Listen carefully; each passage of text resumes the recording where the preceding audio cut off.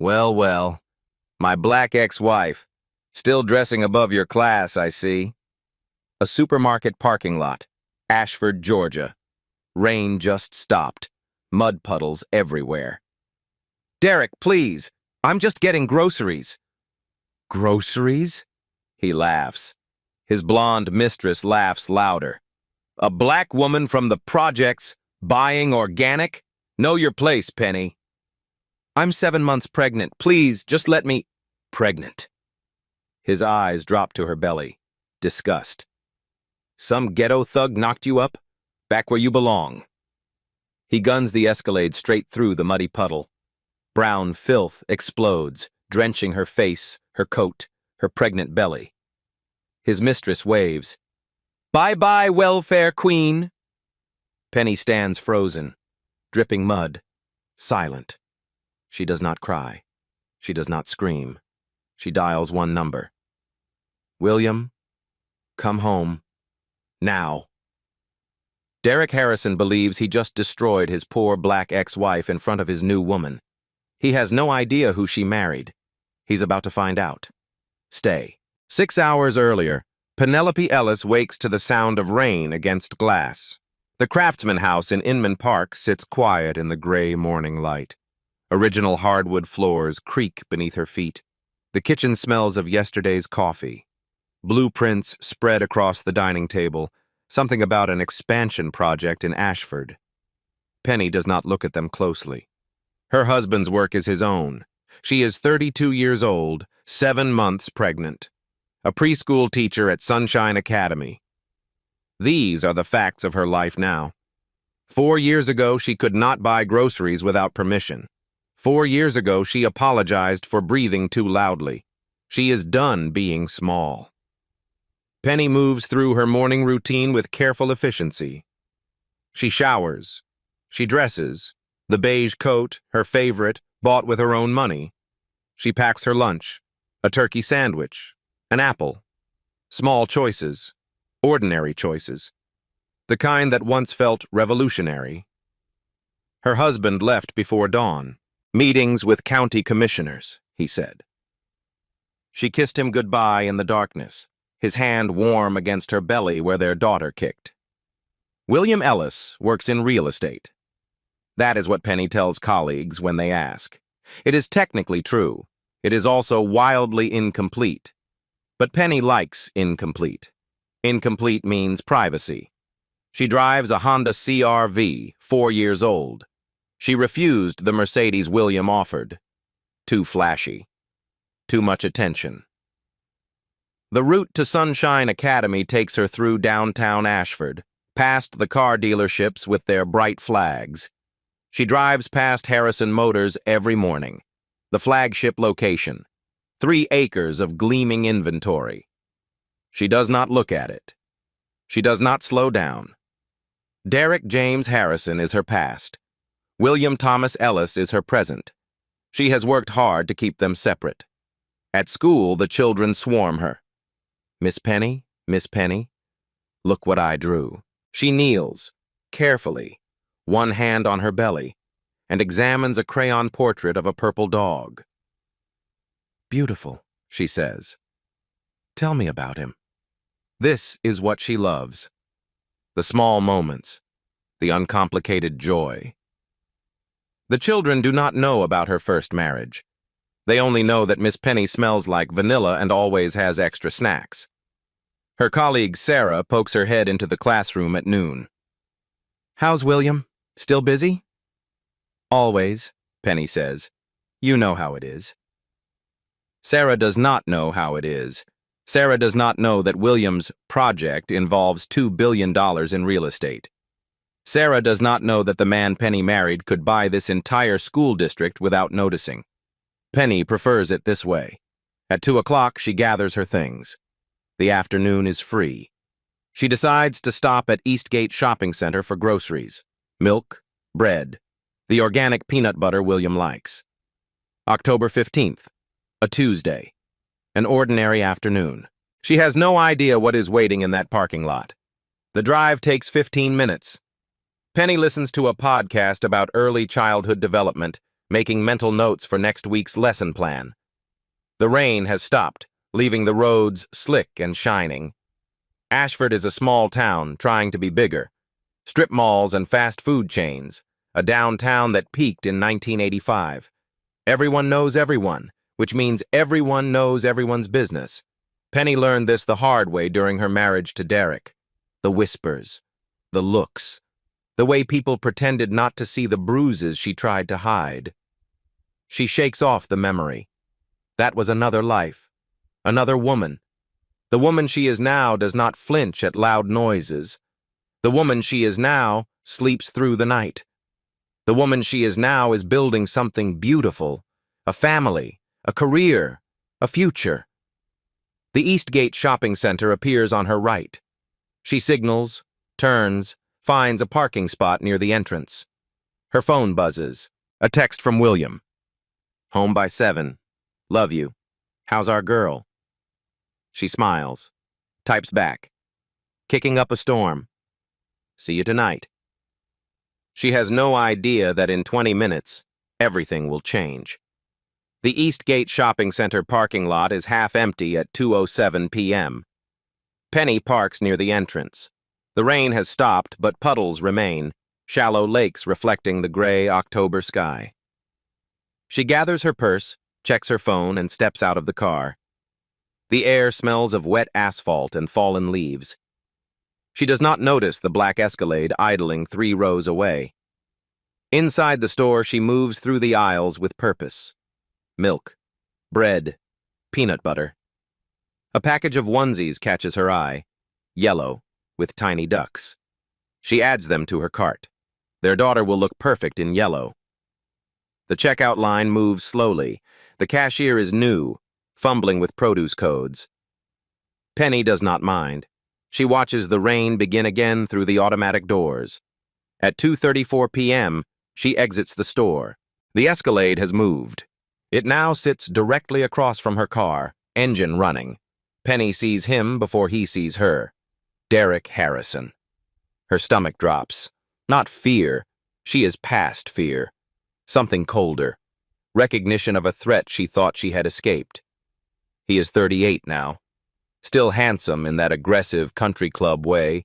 Still wearing the self-satisfied smile she remembers from the day she filed for divorce. Beside him, a young blonde woman examines her manicure. Brittany Cole, 26, Derek's current girlfriend. For a moment, Penny considers going back inside, waiting him out. Then she thinks, no, I am done hiding. She walks toward her car. Her heels click against wet pavement. Derek sees her. His smile widens. Well, well, he says, loud enough to carry. Penny, look at you. His eyes travel to her belly. You've been busy. She does not respond, keeps walking, 20 feet to her car. 15. Ignoring me? Derek shifts the Escalade into drive. That's rude, Pen. Thought I taught you better manners. Brittany giggles. A high, sharp sound. Penny reaches her car, unlocks it, starts loading groceries. The Escalade rolls forward, slowly, deliberately. There is a puddle between them, 6 inches deep, brown with runoff from the construction site next door. Penny sees it. Derek sees it. He accelerates. The tires hit the water at speed. A wall of mud erupts, brown, cold, thick with grit. It catches Penny across the chest, the face, the belly where her daughter sleeps. It soaks through the beige coat. It splatters her groceries. Derek stops, lowers his window fully. Oops, he is grinning. Didn't see you there, Pen. Brittany laughs. Maybe she should watch where she's standing. Penny does not move, does not wipe her face, does not cry. She stands perfectly still and stares at Derek Harrison with an expression he has never seen before. Not fear, not anger. Something quieter. Something that makes his smile falter. She is memorizing his license plate. She is counting witnesses. She is calculating. 40 feet away, a security guard leans against his Honda Civic, watching. His name is Calvin Brown. He is 28 years old. His dash cam is running. He does not trust the police in this town, but he trusts his camera. Nothing to say? Derek sounds uncertain now. He wanted tears. He wanted begging. He wanted the old Penny. That's new? Penny finally speaks. Her voice is calm. Drive away, Derek, while you still can. He laughs, uncertain, and accelerates out of the lot. Brittany waves through the rear window. Penny stands in the parking lot, rain washing the mud from her face, and pulls out her phone. William, I need you to come home. The drive home takes 45 minutes. Penny does not remember most of it. She remembers the mud drying on her skin, stiffening, cracking. She remembers the smell, dirt and exhaust, and something metallic. She remembers her hands shaking on the steering wheel. She does not cry. She stopped crying over Derek Harrison 3 years ago. But something else is happening inside her. Something quiet and cold and patient. Something that feels like calculation. By the time she pulls into the driveway of the Inman Park house, she has made a decision. This time, she will not let it go. This time, she will not be silenced.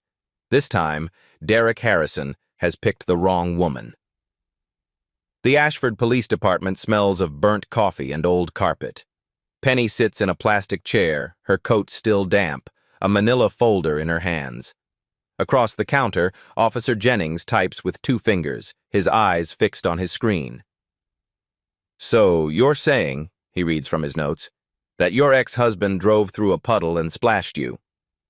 Deliberately, Penny says. He made eye contact. Then he accelerated into the water. Ma'am, Jennings sighs. Splashing someone with puddle water isn't exactly assault. There's a history. We were married for 6 years. I've filed complaints before. Jennings checks his computer, types, frowns. I'm not seeing any prior complaints under your name. I filed one in 2019, when he followed me to my apartment. More typing. Nothing here. Are you sure you filed it in Ashford?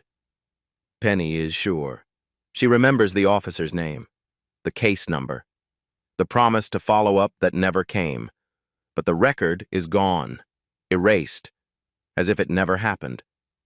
Jennings hands her a slip of paper, case number 2024 to 1892. Status, pending review. We'll look into it, he says. Someone will be in touch. No one is in touch. Not that day, not the next. On October 18th, Penny's phone buzzes with a text from Derek's number. You think you can move on? Think again. I made you. I can unmake you. She screenshots it, saves it, forwards it to her email. On October 22nd, Derek appears at Sunshine Academy. Penny sees him through the classroom window during nap time. He stands at the chain-link fence, hands in pockets, watching, just watching. Her heart pounds so hard she can hear it. She calls the front office. The principal calls the police. 20 minutes later, a patrol car arrives. 2 officers approach Derek. They talk. Derek laughs. One officer shakes his hand. He walks to his Escalade and drives away. One of the officers, Russell Davis, chief of detectives, stops by the school office. False alarm, ma'am. Mr. Harrison was just in the neighborhood, wanted to see how his ex-wife was doing. No law against that. He was watching my classroom. He was on a public sidewalk. Davis shrugs. Can't arrest someone for standing. That evening, Penny files for a restraining order. The clerk accepts her paperwork without looking up. Judge Morrison handles these. He'll review it next week, maybe the week after. On October 23rd, her phone rings. Unknown number. Hey, Pen. Derek's voice is cheerful. Heard you've been busy, talking to cops, filing papers. Don't call me again. Here's the thing. His voice hardens. I know everyone in this town. The sheriff. We golf together. The judge handling your restraining order. He bought his Lexus from me. Penny says nothing. You want to fight me in Ashford? Go ahead. See how far you get. The line goes dead. That night, William comes home late. He finds Penny at the kitchen table, police reports spread before her. "Tell me," he says. She tells him everything. The mud, the texts, Derek at the school, the missing complaint, the officers who shook Derek's hand. William listens without interrupting. His face reveals nothing. When she finishes, he asks one question. "Harrison Motors, the flagship location on Ashford Boulevard?" Penny frowns. "Yes, why?" William walks to his home office, returns with a folder. Inside, a lease agreement. Tenant, Harrison Motors, Inc. Landlord, Ellis Development Group, LLC. "What is this?" Penny whispers. "Derek Harrison has been paying rent to my company for 6 years. William's voice is calm. $2.1 million total. He has no idea who owns his building. Penny stares at the document. The signatures, the dates. Monthly rent, $28,500. "Did you know? When we met?" "No. I have 45 tenants in that plaza. I don't memorize names." He pauses. "I found out 6 months after we married. I didn't tell you because I didn't want you to think about him." The kitchen is silent. "William," Penny says slowly, "what are you going to do?" He picks up his phone, dials from memory. "Raymond? It's William Ellis. I need you in Atlanta tomorrow. Bring your team." The call lasts 3 minutes. William speaks in short, precise sentences. Penny catches fragments. Full background, financial records, every complaint. When he hangs up, he sits across from her. "Raymond Cross," he explains. "Private investigator, former FBI, 22 years. He finds things people want to stay hidden." "And then what?" William considers the question. "Then we see exactly who's been protecting Derek Harrison, and we make them stop." Penny looks at the lease agreement, at her husband, at the life she has built from the ashes of her first marriage. "I don't want revenge," she says quietly. "I just want him to leave me alone." "I know." William takes her hands. "But men like Derek don't stop because you ask nicely. They stop when they have no other choice." She thinks about the mud on her coat, the officers who shook Derek's hand, the restraining order gathering dust on a judge's desk. "Okay," she says. "Do it." William nods, squeezes her hands. "There's something else you should know." He pulls out his phone, shows her a web page. Forbes, Georgia. A photograph of himself in a tailored suit. Net worth, $1.5 billion. Penny stares at the number. "Derek Harrison thinks he's powerful because he owns 3 car dealerships and bought a sheriff," William says. "He's about to learn the difference between local money and real money." For the first time since the parking lot, Penny feels something other than anger. She feels hope. Raymond Cross arrives the following morning. He is 58 years old, gray hair, military short, a handshake that communicates 22 years with the FBI. He does not smile. He does not make small talk. He sits at the kitchen table, opens a leather portfolio, and waits. William slides the lease agreement across, then the police reports, then the screenshots of Derek's texts. "I want everything," William says. "His finances, his relationships with officials, every complaint ever filed against him." Cross reviews the documents. His expression does not change. "Timeline? Take your time. Do it right." William leans back. "I'm not going anywhere. Neither is he." Penny watches from the doorway. She has known William for 2 years, married him 18 months ago. She knows he is wealthy. She knows he builds things. She did not know the full scope until yesterday. "You haven't told her everything," Cross observes, glancing at Penny. "Told me what?" William meets her eyes. "Penny, Derek Harrison thinks he's powerful because he owns 3 car dealerships and bought himself a sheriff. He believes he's the biggest fish in Ashford." He walks to the window. The Atlanta skyline glitters in the morning light. He's not the biggest fish. He's not even close. Cross pulls out his phone. Shows Penny another article. Forbes. William Ellis. How one developer reshaped Atlanta's skyline. Ellis Development Group owns over $2 billion in real estate across Georgia, Cross says. Your husband built the affordable housing that county commissioners cut ribbons on. The lieutenant governor attended your baby shower. Penny remembers that. She thought the woman was someone's friend. When William Ellis calls the governor's office, Cross continues, they answer. When he expresses concerns about corruption, people listen. Penny sets down her tea. Her hands are trembling. Why didn't you tell me? William turns from the window. Because I didn't want you to think I was like him, using money to control people. He crosses the room, takes her hands. There's a difference between controlling people and protecting them. Derek Harrison is about to learn that difference. Penny thinks about the mud, the officers, the missing complaint. What happens now? Now, Cross says, we follow the money. We see exactly who Derek Harrison has been paying to look the other way. He gathers his files. I'll have preliminary findings within 72 hours. Financial records, campaign contributions. If there's a network protecting him, I'll find it. At the door, he pauses. Mrs. Ellis, the man who did this to you, he thinks he owns Ashford. He doesn't know he's been swimming in your husband's pond the whole time. The door closes.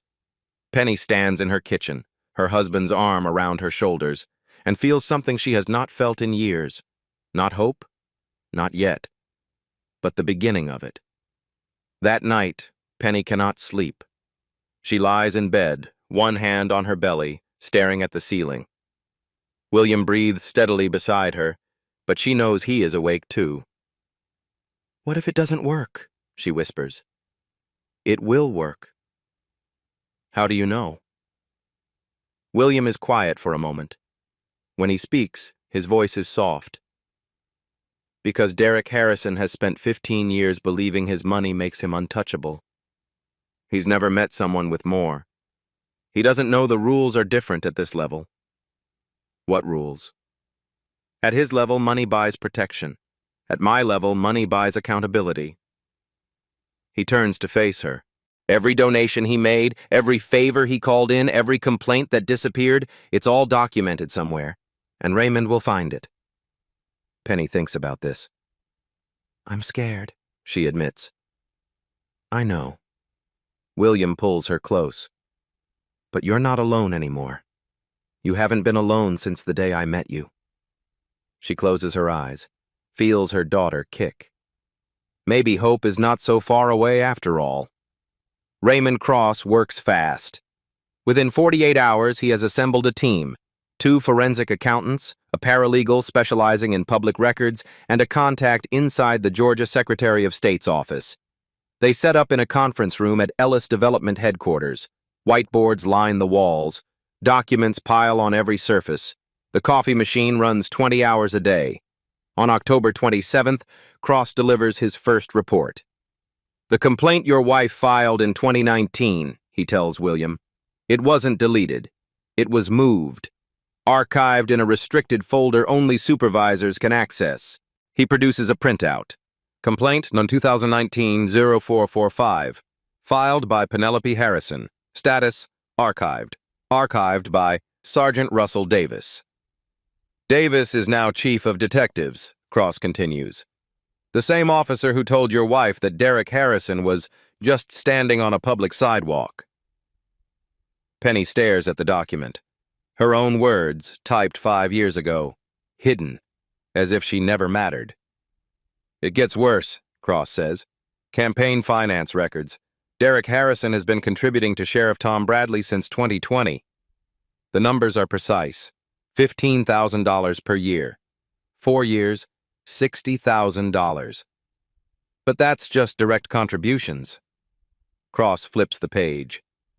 He's also donated to 3 county commissioners through PACs. George Hendricks received $48,000. Patricia Webb got $52,000.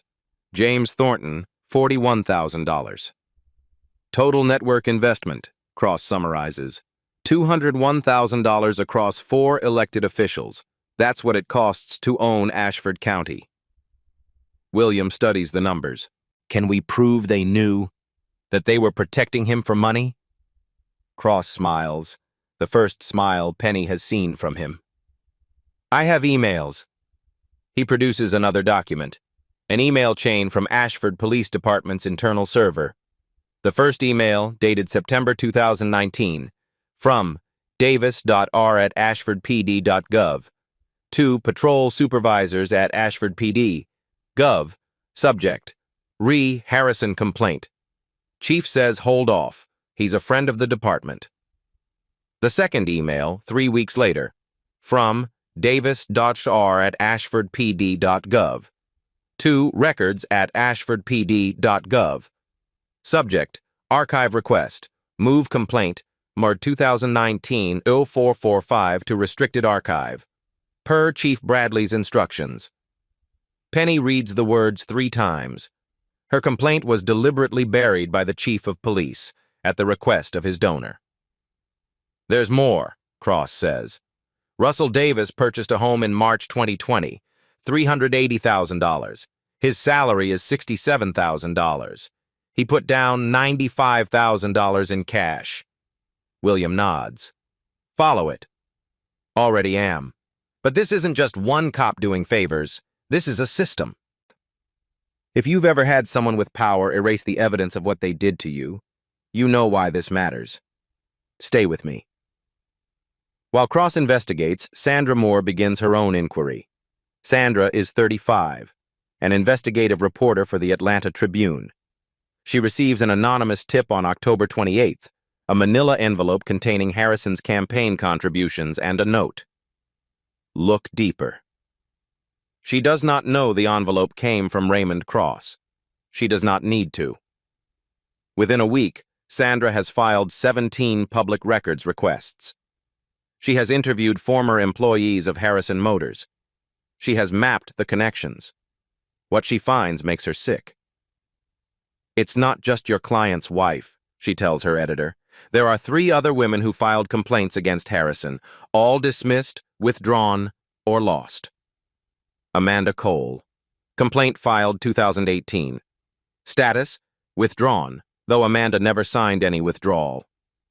Jennifer Walsh. Complaint filed 2016. Status: lost in system transfer. Rachel Adams. Complaint filed 2020. Status: insufficient evidence, though no investigation occurred. 3 women, 3 complaints, 3 failures. He has a type, Sandra writes, and a system that enables him. On November 3rd, William makes a phone call. George? His voice is pleasant. It's William Ellis. How's the family? Commissioner George Hendricks fumbles with his phone. Good. What can I do for you? I'm looking at the Riverside project permits. They seem delayed. Hendricks clears his throat. I'm sure we can expedite. I'm also looking at your campaign finance reports. Interesting donor list. Silence. I'm not asking you to do anything illegal, William continues. I'm asking you to stop doing something illegal. Stop protecting Derek Harrison. William, you don't understand. The Tribune story runs in 2 weeks, George, with or without your name in it. He hangs up. That night, George Hendricks does not sleep. Neither does Sheriff Tom Bradley. Neither does Russell Davis, who finds a Tribune reporter outside his house with questions about $95,000. The network that protected Derek Harrison is beginning to crack, and Derek Harrison has no idea that his landlord is the one doing the cracking. The investigation expands in 2 directions simultaneously. Raymond Cross focuses on the financial trail. He traces payments from Harrison Motors to political action committees to campaign funds. He documents every lunch, every golf game, every favor. Sandra Moore focuses on the victims. She tracks down Amanda Cole in Savannah. Amanda agrees to speak on the record for the first time in 6 years. He cornered me in the break room, Amanda tells Sandra. her voice steady but her hands shaking. "When I filed the complaint, I thought the system would protect me. 2 days later, I was fired. A week later, the complaint disappeared." Jennifer Walsh, now in Charlotte, sends a notarized statement. Rachel Adams writes a detailed email to the FBI tip line. The pattern becomes undeniable. Derek Harrison has been targeting women for at least 8 years, and the system has been protecting him every single time. On November 5th, Cross presents his final preliminary report. "It's bigger than we thought," he tells William and Penny. "Harrison Motors has been engaged in title washing, buying salvage vehicles, falsifying histories, selling them as clean, odometer fraud, unreported cash transactions over $10,000. Federal crimes," William says. "Exactly. Crimes that have nothing to do with the Ashford Sheriff's Department. Crimes that belong to the FBI." Penny absorbs this. So it's not just harassment anymore. No. Cross closes his folder. This is now a federal corruption case, and Derek Harrison is at the center of it. William looks at Penny. "Are you ready for what comes next?" She thinks about the mud on her coat, about Amanda Cole and Jennifer Walsh and Rachel Adams, about all the women who were silenced before her. "Yes," she says. "I'm ready." On November 6th, William Ellis places a call to FBI agent Daniel Reeves at the Atlanta field office. "I have evidence of public corruption in Ashford County," he says. "Campaign finance violations, obstruction of justice, and federal financial crimes. I'd like to arrange a meeting." Agent Reeves agrees to meet the following morning. The wheels of justice, so long frozen, begin to turn. Derek Harrison, meanwhile, sits in his flagship dealership, reviewing sales numbers, completely unaware that his world is about to collapse. He will learn the truth tomorrow. Derek Harrison learns the truth on November 7th. He is in his office at Harrison Motors when his attorney calls. "Derek, we have a problem. Someone's asking questions. Campaign contributions, complaints from women, the whole network." "Who?" "My source says it's connected to Ellis Development Group." Derek frowns. "Ellis? That's my landlord, some Atlanta company. Why would they care?" "I don't know, but I pulled the filings. The founder is William Ellis." The name means nothing. Derek Googles it anyway. The first result, Forbes. William Ellis, how one developer reshaped Atlanta's skyline. Net worth, $1.5 billion. His mouth goes dry. He scrolls to a society page. A photograph from a charity gala. William Ellis in a tuxedo. Beside him, in a silver dress, one hand on her pregnant belly, Penelope. His Penny, his ex-wife. She married a billionaire.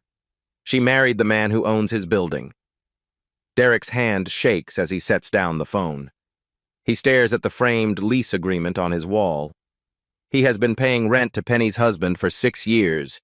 $2 million. The calls begin that afternoon. Sheriff Tom Bradley first. "Derek, I got a call from the governor's office. They're asking about complaints filed against you. I can't protect you from this." Commissioner Hendricks next. "Ellis called me. He knows about the donations. The FBI is opening an inquiry. My name is on a list. So is yours." Derek slams down the phone. Through his attorney, Derek Harrison released a statement. "This is a coordinated attack by my ex-wife's wealthy husband. Mr. Harrison is a small business owner being targeted by a billionaire with unlimited resources. He maintains his innocence and will vigorously defend himself." The statement runs in the Ashford Gazette. It does not stop the investigation. On November 8th, Derek's attorney sends a cease and desist to Sandra Moore, threatening a $2 million lawsuit. The Tribune's lawyers review Sandra's evidence. They tell her to keep digging. An anonymous donor covers legal costs. On November 10th, Derek makes a mistake. He texts Penny directly at 11:48 p.m. "Tell your rich husband to back off. You don't know what I'm capable of." Penny screenshots the message, forwards it to Raymond Cross. Cross forwards it to the FBI. On November 12th, Sheriff Bradley requests a meeting with William. Off the record. They meet at a coffee shop in Buckhead. Mr. Ellis? Bradley is sweating. Derek Harrison is a respected member of our community. Sheriff. William's voice is ice. Your department buried 4 complaints against Harrison. You accepted $60,000 from a man you were actively protecting. I didn't know. You knew. William sets down his coffee. Cooperate with the federal investigation, or become the subject of one. Bradley leaves without finishing his drink. The ground beneath Derek Harrison is crumbling, and he still has not realized he is standing on William Ellis's land. The next few days bring escalating pressure from all directions. Sandra Moore publishes the first article in her series on November 13th. The headline, Pattern of Complaints Against Ashford Businessman Raises Questions About Local Law Enforcement. The article does not name Derek Harrison directly. Tribune lawyers insisted on careful language, but anyone in Ashford knows exactly who it describes. Derek's phone rings constantly. Customers canceling orders, business partners expressing concern, his own employees asking questions he cannot answer. On November 14th, 2 more commissioners, Patricia Webb and James Thornton, announce they will not seek re-election. Both cite family reasons. Russell Davis, chief of detectives, retains a criminal defense attorney. Derek watches his carefully constructed world begin to unravel. He responds the only way he knows how, with aggression. On November 15th, his attorney files a defamation lawsuit against Sandra Moore personally, separate from the Tribune. The suit demands $5 million in damages. Sandra does not flinch. She has been sued before. She will be sued again. That same day, Derek drives past Penny's school 3 times. He does not stop. He does not get out. But he makes sure she sees him. Penny reports the behavior to the FBI. Agent Reeves adds it to the file. He's escalating, Cross tells William that evening. Classic pattern. He feels his control slipping, so he's trying to reassert it. Is Penny safe? I've arranged private security, discreet.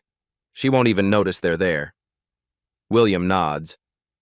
What about the grand jury? Agent Reeves says they're assembling evidence now. Should be ready to convene by Thanksgiving. Good. William looks out the window at the Atlanta skyline. Let him keep escalating. Every move he makes now is another count on the indictment. Derek Harrison, desperate and angry and afraid, continues to dig his own grave. He just doesn't know it yet. November 15th. The emergency room at Piedmont Atlanta Hospital. Penny lies on a narrow bed, monitors beeping, a blood pressure cuff tight around her arm. The fluorescent lights turn everything pale. The room smells of antiseptic and fear. Braxton Hicks contractions. False labor. Not dangerous. Yet. But her blood pressure is elevated. The doctor uses words like stress and bed rest.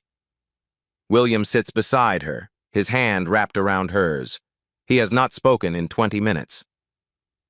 Is this worth it? Penny asks. The question hangs in the sterile air. She stares at the ceiling, counts the tiles, 12 across, 8 down.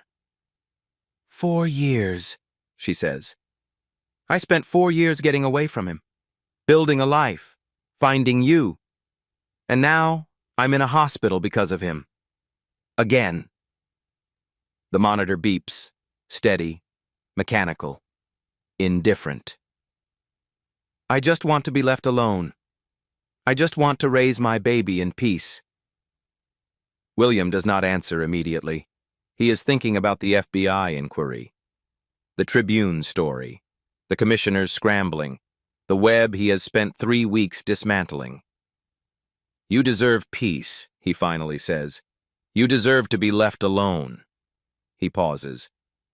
But if we stop now, what happens to the next woman? Penny closes her eyes. There are 3 others. Amanda Cole, Jennifer Walsh, Rachel Adams. They filed complaints. The system failed them because Derek Harrison paid it to fail. The monitor beeps. If we stop, he learns that money works, that intimidation works, that people always give up. Penny thinks about Amanda Cole, a name on a piece of paper, a woman who stood where she stands now and had no one to catch her. I'm not asking you to fight, William says. Whatever you choose, I'm here. I know. She opens her eyes. You'll be here. This is the moment most people give up. They are tired. They are scared. The system has failed them again and again. But Penny Ellis is not most people. Let me think, she whispers. William nods, squeezes her hand. Outside the window, Atlanta glitters. Somewhere out there, Derek Harrison sleeps soundly, confident he has won. Penny watches the city and feels the weight of a choice she is not ready to make. 48 hours later, her phone rings. The caller ID shows a name she does not recognize. Lisa Grant. Mrs. Ellis? My name is Lisa. I used to work at Harrison Motors. I saw what he did to those women. Penny sits up straight. I have things you need to hear. The hospital releases Penny the next morning with strict instructions. Reduce stress, stay hydrated, rest. She tries. She really tries. But every time she closes her eyes, she sees Derek's face through the Escalade window. She hears Brittany's laugh. She feels the mud soaking through her coat. William works from home, canceling meetings, staying close. He brings her tea. He reads to her from a book about baby names. He pretends everything is normal. It is not normal. Nothing about this is normal. On the second night, Penny wakes at 3 a.m. from a nightmare she cannot remember. Her heart is racing. Her daughter is kicking.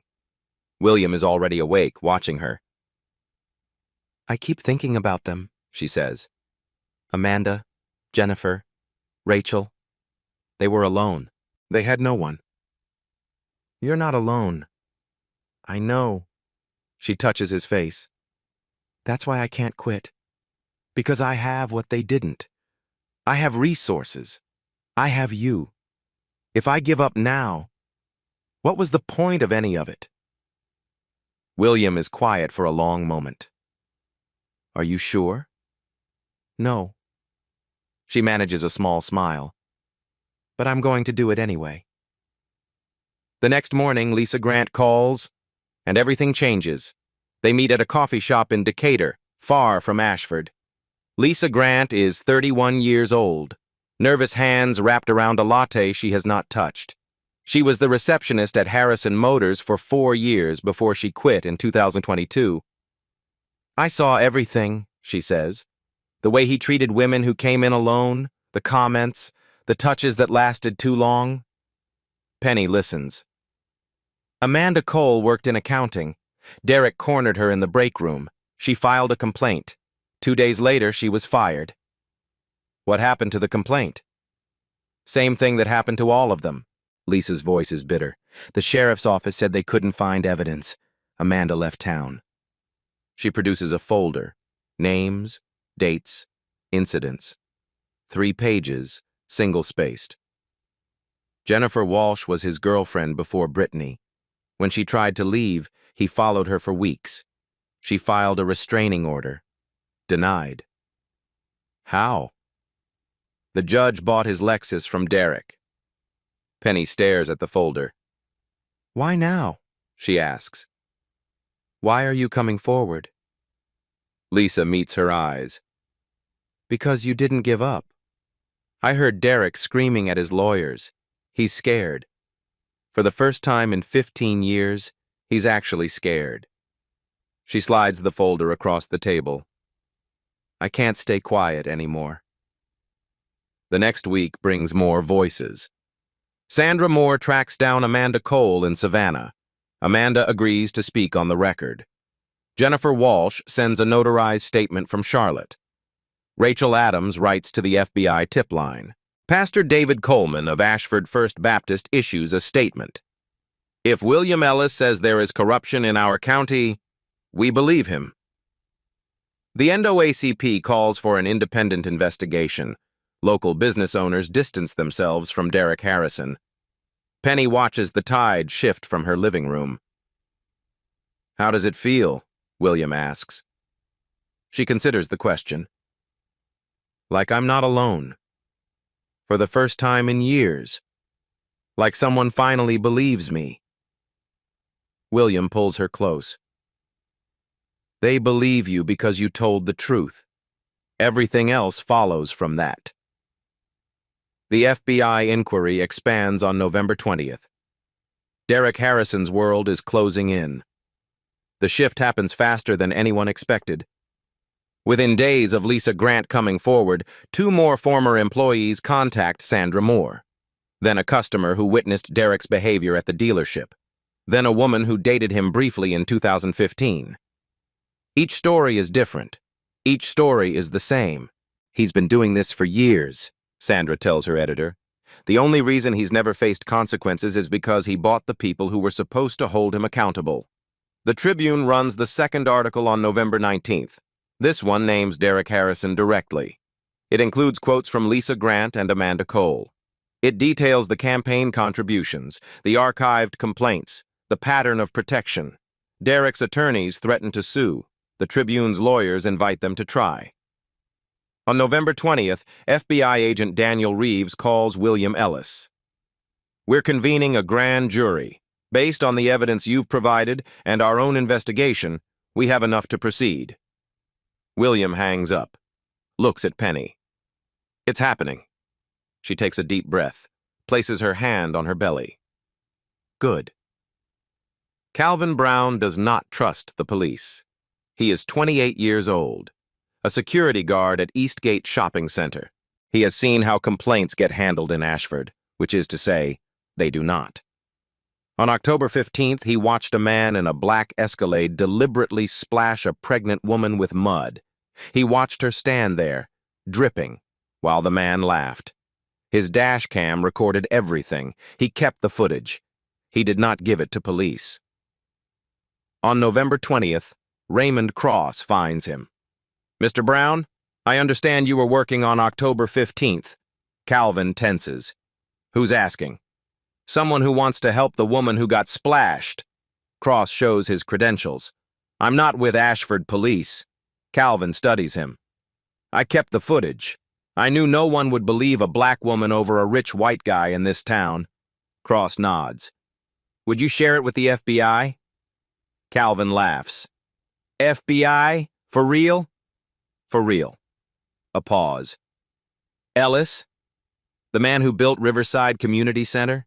He's behind this? Cross neither confirms nor denies. Yeah, Calvin says. I trust him. The dashcam video is clear. Timestamp 10/15/2024, 14:07:33. It shows the Escalade rolling toward the puddle, the deliberate acceleration, the wall of mud, Derek Harrison's license plate. No ambiguity, no plausible deniability. Cross delivers the footage to FBI agent Reeves on November 21st. But that is not the only evidence. Penny has been keeping secrets too. On October 22nd, she started carrying her phone with voice recorder running. Georgia is a one-party consent state. On November 23rd, she plays the recording for William. Derek's voice. You think moving on means I let you go? I will destroy you, Penny. I will take everything. Your job, your husband, that baby. William listens 3 times. The Bureau has this? Raymond gave it to them this morning, along with the dash cam and the financial records. The financial records. Cross found more than corruption. He found crime, title washing, odometer fraud, unreported cash transactions, federal crimes that belong to the FBI. On November 24th, Agent Reeves calls William. We're convening the grand jury. Derek Harrison, Sheriff Bradley, Russell Davis. Anyone the evidence points to. William hangs up, looks at Penny. It's time. The night before the grand jury convenes, Penny cannot sleep. She stands at the window of their bedroom, looking out at the Atlanta skyline. Her daughter kicks against her palm. Nervous? William asks from the bed. Terrified. He joins her at the window. You don't have to testify. We have enough evidence without... I want to. She turns to face him. I need to. For Amanda, for Jennifer, for Rachel, for all the women who never got to tell their story. William nods. Then I'll be there. Right outside the door. You can't come in. Grand jury rules. I know, but I'll be there anyway. She leans into him, feels his arms wrap around her. Feels safe for the first time in weeks. What happens after? She asks. After the indictment? After all of it. The trial. The verdict. Whatever comes next. William considers the question.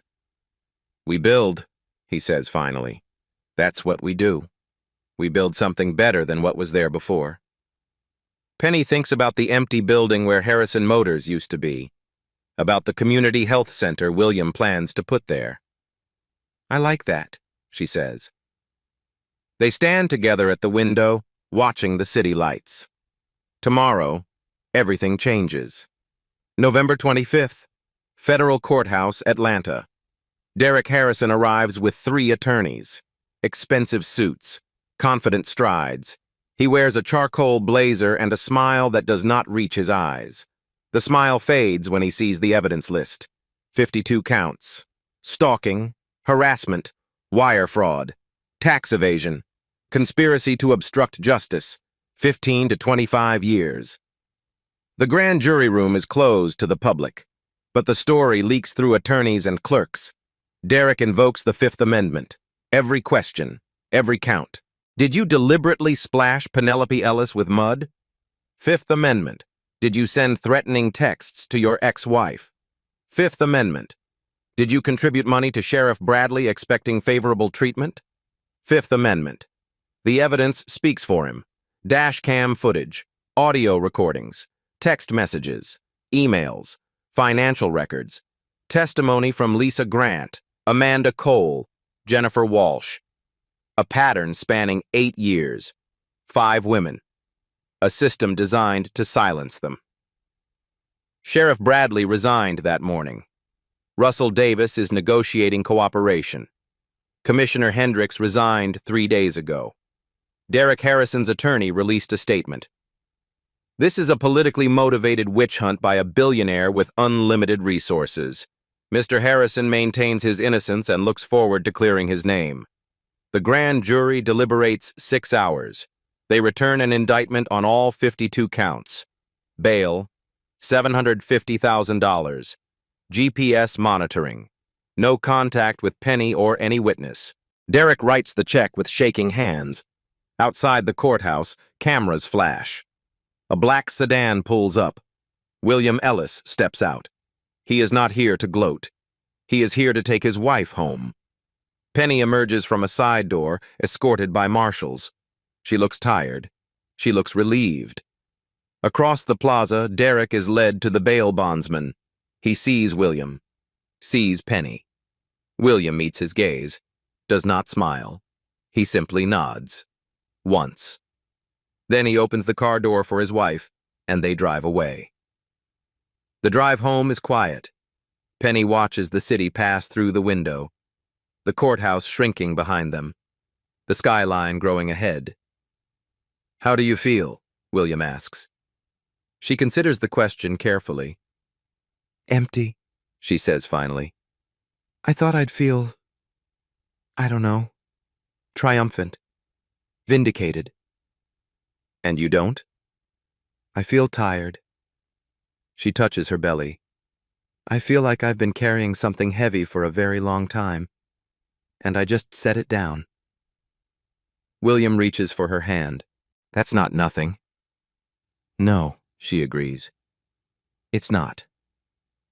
They drive in silence for a while. He looked scared, Penny says. When they read the counts, when he realized what was happening, he should be scared. I know. She pauses. I wanted him to be scared. I wanted him to feel what I felt. But now that I've seen it, she trails off. It doesn't feel as good as you thought it would. No. It just feels necessary. William squeezes her hand. That's because you're not like him, he says quietly. You never wanted to hurt anyone. You just wanted to be safe. Penny closes her eyes. I want to go home, she says. I want to sleep in my own bed. And tomorrow, I want to start thinking about the future. The nursery needs painting. She laughs, the first real laugh in weeks. Yellow, with ducks. With ducks, William agrees. They drive toward home, toward tomorrow, toward the rest of their lives. 3 months later. The building that once housed Harrison Motors sits empty. A new sign stands at the entrance. Future home of Ashford Community Health Center, an Ellis development project. Derek Harrison awaits trial. The GPS monitor on his ankle blinks green. Sheriff Tom Bradley accepted a plea deal. 3 years federal prison. Russell Davis cooperated with prosecutors. 18 months, suspended. He will never work in law enforcement again. Sandra Moore won the Georgia Press Association Award. Her series ran for 6 parts. Calvin Brown was promoted to head of security at Ashford Town Center. On January 15th, Penelope Ellis gives birth to a daughter. Eleanor Grace Ellis, 7 pounds, 4 ounces. Perfect. William holds her in the delivery room and cries. 2 weeks later, Penny returns to Sunshine Academy.